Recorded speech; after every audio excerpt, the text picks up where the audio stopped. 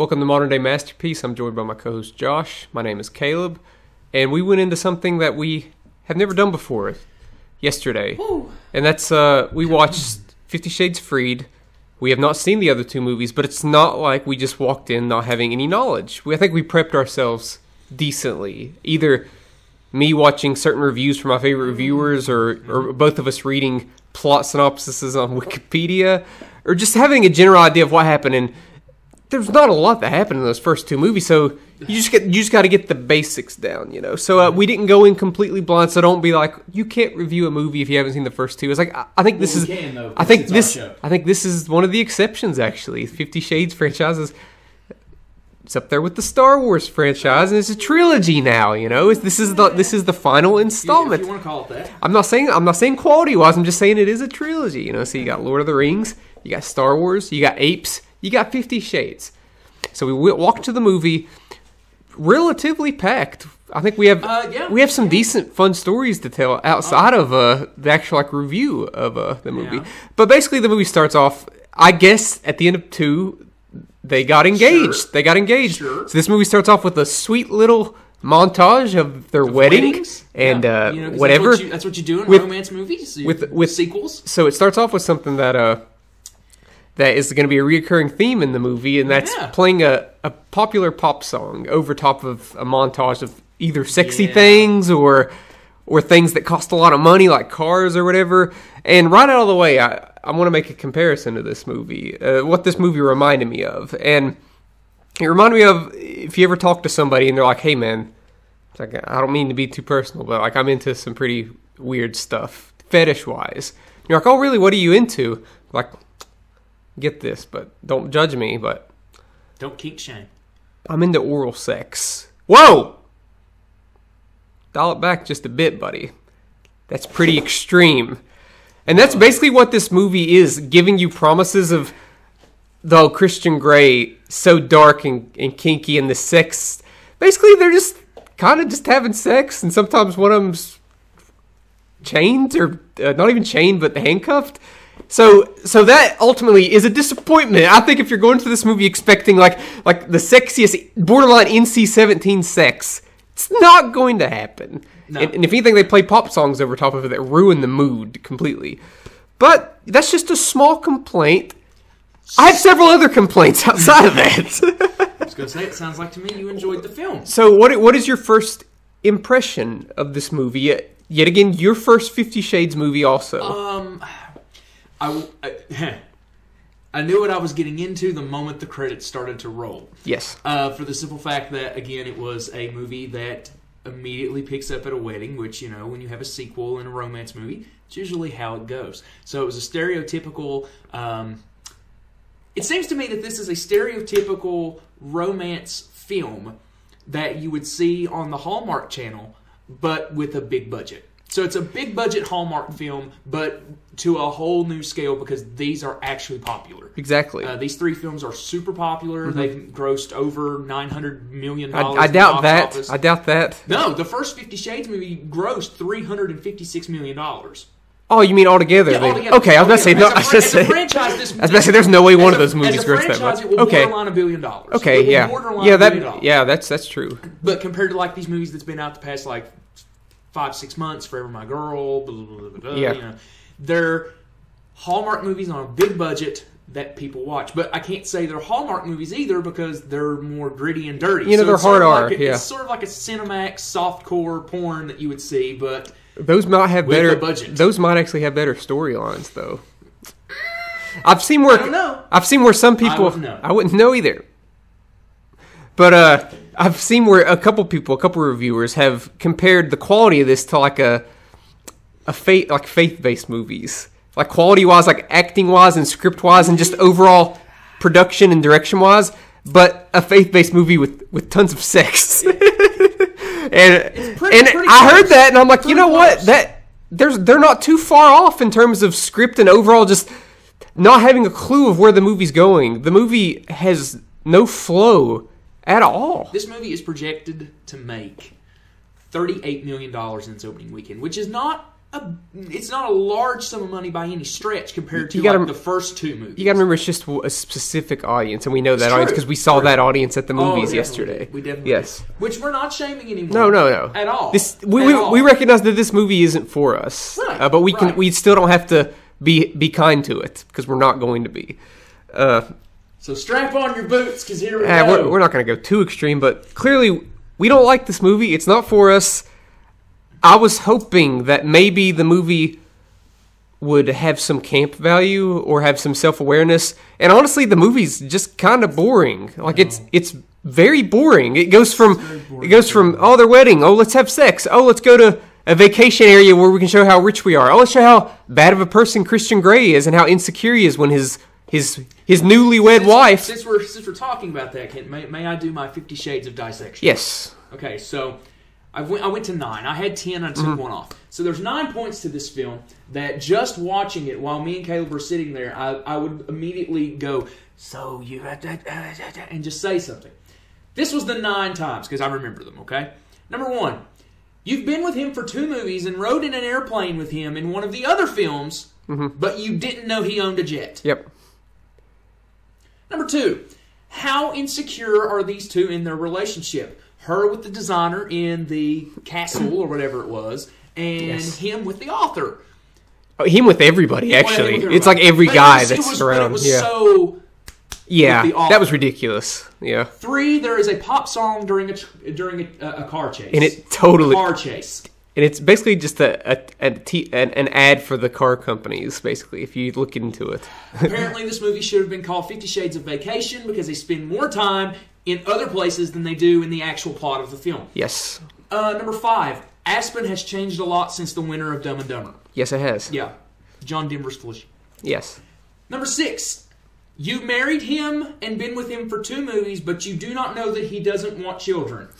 Ain't that something you ask someone as soon as you're in a relationship with them and you for sure are going to get married to them? Yes.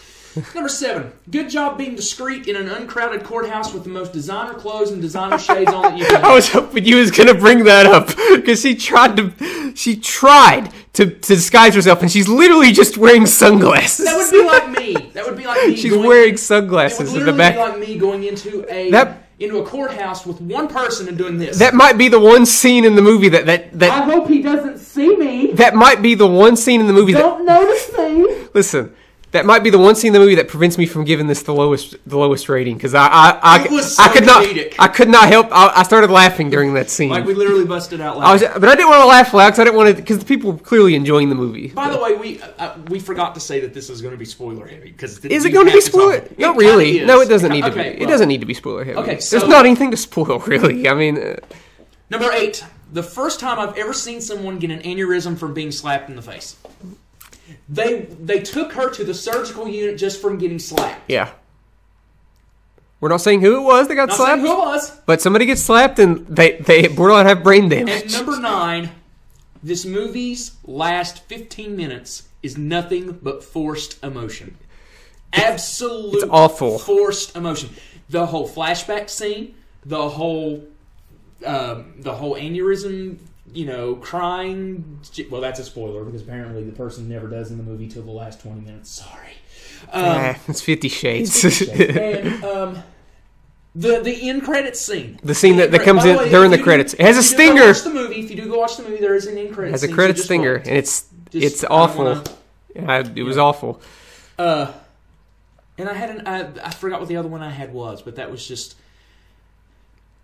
So. Oh, the best part of the film. Best part of the film is when Christian Grey is sitting and playing the piano, singing "Maybe I'm Mates," because you know what? He doesn't have a bad voice. That is true, but that part is so bizarre and out of nowhere. Like his brother and sister are like, "Oh, we didn't know he could play or sing." I'm like, "Bullshit! You didn't know what?" It's like there's no way. Like the producers found out. The producers like, "Oh, he can sing a little bit. Let's use it in a scene, even though it won't make any sense within the context of the film." But he does do a decent job on it. I was kind of worried when it started. I looked over here. I was like, "Oh no, he's playing one of your songs, John." I was like. Because I'm a huge McCartney fan. Everybody knows he did a decent job within the context of the film. It makes no sense.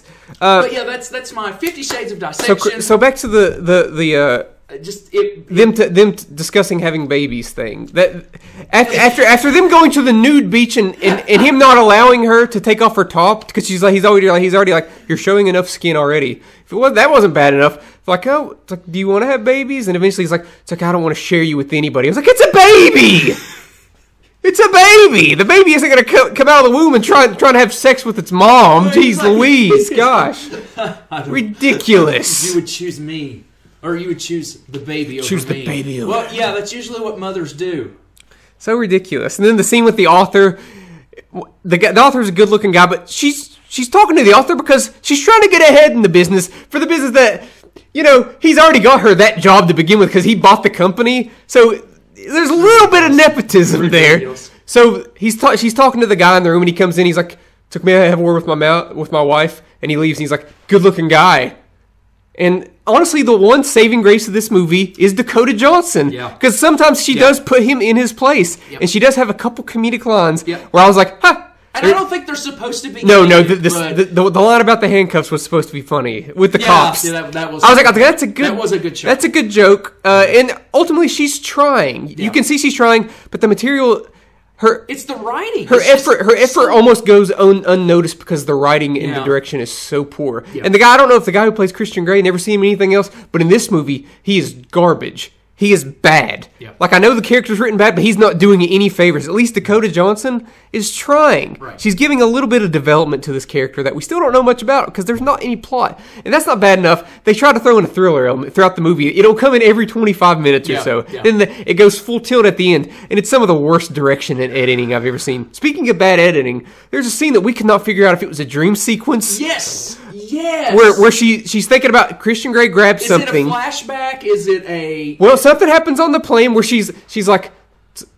He's like, I guess I'm going to have to punish you, or whatever the hell he does. And some bondage type. Then the next scene, it shows them in the red room or whatever they go, their secret room or whatever. And it cuts from that to her in her office desk going like... Then it'll cut back and forth. And they were trying to make it such a seductive thing with a coffee cup, and I'm like...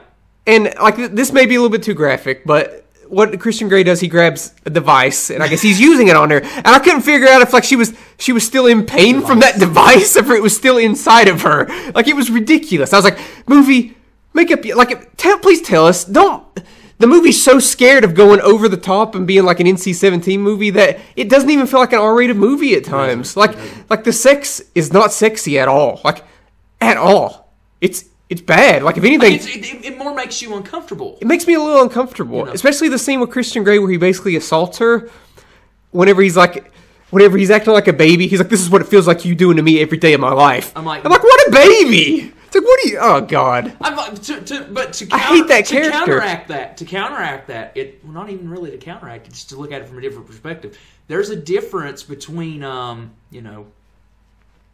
won't say it. I'm not going to say it. Never mind. Go ahead. I'm not going to say it. I wanted there to be a subplot. They had a subplot. No, another subplot where a serial killer comes in. A serial killer comes in and slits Christian Grey's throat, and he's out of the movie. So we just see Anastasia the rest of the movie, like the adventures of Anastasia. And what is she up to next? She goes on a suicidal death wish. Not even that. I would literally just rather watch Dakota Johnson do nothing than watch their non-chemistry together because it's that bad. Well, it would technically be 50 Shades Free. That's really all I have to say about the movie, but I do have a little story to tell about the woman sitting next to me at the movie theater last night. Oh, no. So a group of women asked us if we could move, because which is fine. Yeah. So the woman came in. This movie was an outing. The woman came. People. Yeah, it really was, and this will prove it. The woman next to me, she offered some of her popcorn to me. I was like, no, I'm fine. Thank you. Then she was like, well, you can't have any of my drink, and I was like, that's odd. She was like, wait, how old are you? I was like, I couldn't remember my age for a second. I was like, I'm 28. What an odd thing to ask somebody. I'm 28. And she was like, oh, you can have some then. And she started like shaking it up. And I was like, it's like she's sneaking booze into this movie. So people like to get drunk during this movie, and if they had a fun time, I'm glad. But I thought our crowd was kind of tame, and it sort of made the movie even more boring for me. And I really hate this movie, Josh. And I'm going to give it a low score here. Okay. I'm gonna ratings. I'm giving this movie an F, An F. Not quite an F minus. I changed it a little bit from last night because I was sticking with that F minus. But the couple of Dakota Johnson moments and just how serious they were taking these sex scenes and how non-graphic they were, just it got a few chuckles out of me. But I'm giving Cloverfield a C minus. Oh, you're going back to Cloverfield.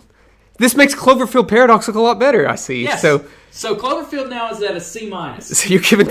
So this movie made you go back and change your score up a whole entire letter grade. Yes, because because this movie because Cloverfield Paradox got a D minus from disappointment. Yeah. This movie gets an F just because it's bad. I was about to say you can't. I don't understand how you can give this anything above an F. Right. Because it is really boring. Honestly, if it wasn't for the crowd showing some enthusiasm, it would have been really boring. Here's the reason why I don't give it an F minus. The reason why I don't give it an F minus is because Dakota Johnson was relatively she's okay. Good yeah, she's okay. Yeah, for what she she acts. She tries her best to tries. act her ass off in this film. She tries. Yeah, and it's what she's given. It's just there's no chemistry between her and Christian Grey. I really hope it doesn't hurt her career. I don't think so. If you look at, this is fan fiction from Twilight, by the way. Yeah. If you look at Kristen Stewart and Robert Pattinson, they've went on to have great careers, and they're great actors. Right. So, if anything, I think maybe both of them can come out on top, because I never thought Robert Pattinson would have been a good actor. Yeah. He was in one of my favorite movies of the year last year called Good Time, and he gave one of the best performances of the year. So,